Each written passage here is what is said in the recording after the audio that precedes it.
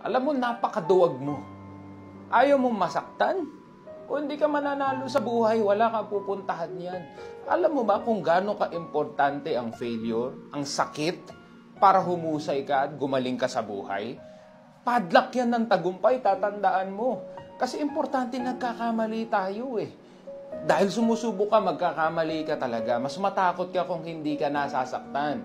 That means you're not doing anything new. That means you're not going outside of your comfort zone. Kung gusto mong magtagumpay sa buhay, yakapin mo ang sakit. Namnamin mo lahat ng pagsubok na ibabato sa iyo ng buhay.